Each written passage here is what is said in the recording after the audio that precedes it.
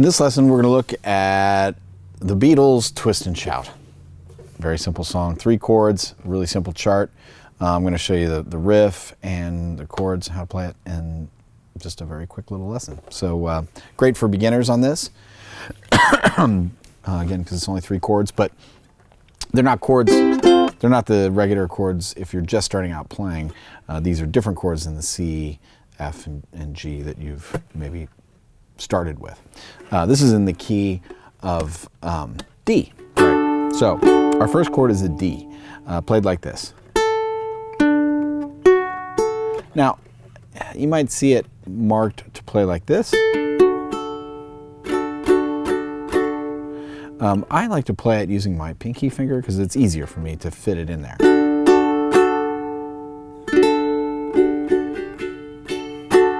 Okay, then the next chord is a G chord. Played like this. You bar across the 2nd fret, and then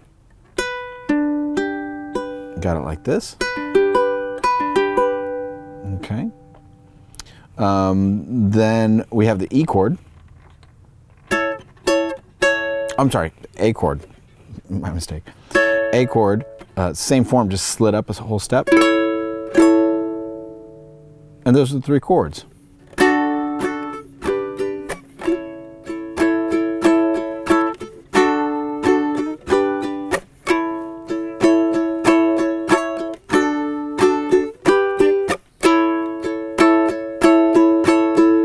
So the strumming pattern, if you're following along here, is basically you're gonna keep your 8th note pulse going, up down all the time, and just engage as the pattern shows. So the first strum is down, we skip the up, then we go down, up, and then we switch to the next chord. But then that on beat 3 there, I'm muting everything. It's all, I'm sorry, beat 4. I'm muting all the strings to make that rake sound. That helps the rhythm.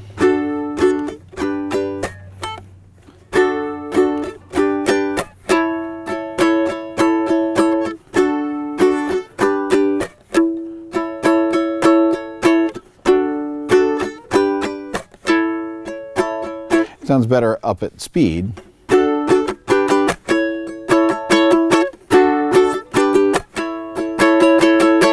Like that. So there you go. That's 99%, well, I should say 90% of the song. Those are the 3 chords, over and over again. Baby, twist, and shout.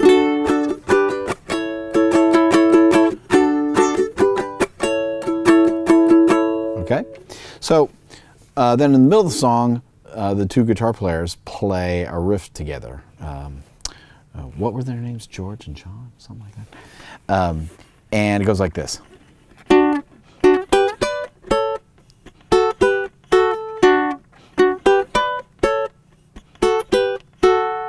So let's start off taking a look here. So on the 2nd fret, middle 2 strings, and then we're going to hop up to the E and A string. It's going to be like this: 3rd fret on the E, 2nd fret on the A. So I'm jumping from here.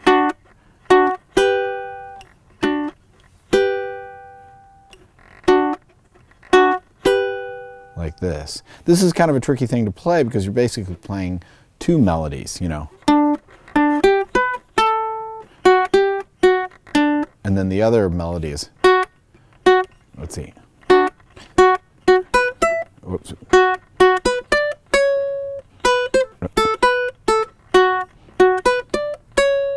And you put them together.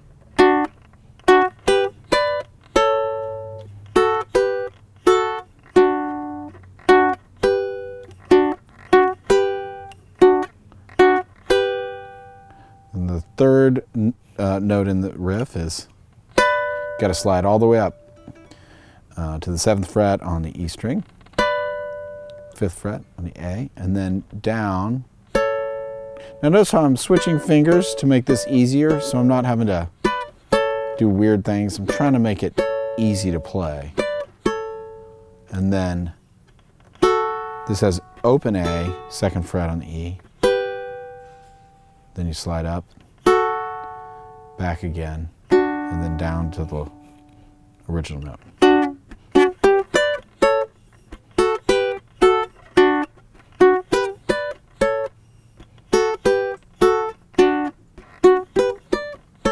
Now that's going to take some practice to get up to speed because, well, it's two notes at a time, so it takes some coordination. But that's the riff if you want to learn it. Otherwise, you can stick to the chords.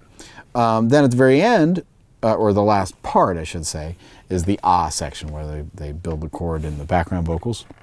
And this is all over an A chord, but a different one. Because we play the A here normally, or during the regular part of the song, but then we're going to play an A down here like this. Second fret on the G there, and first fret on C. So it's basically all downstrokes with an accent, two accents on each bar. 1, 2, 3, 1, 2, 3, 4, 1, 2, 3, 1, like that. So you play the first A chord for 3 bars.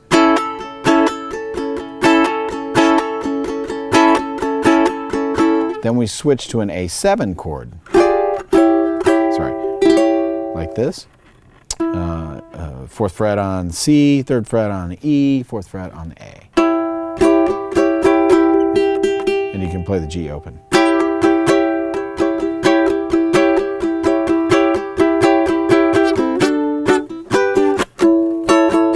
So that's it, really. You have 3 bars on the low A. Then you go up to the high A7.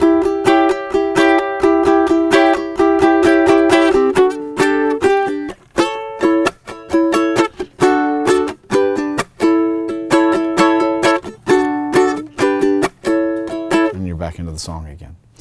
So that's it. The Beatles. Twist and Shout. Those are the 3 parts. You can listen to the recording on YouTube for the arrangement, but I wanted to keep it as a very simple chart. Just have those 3 sections. So.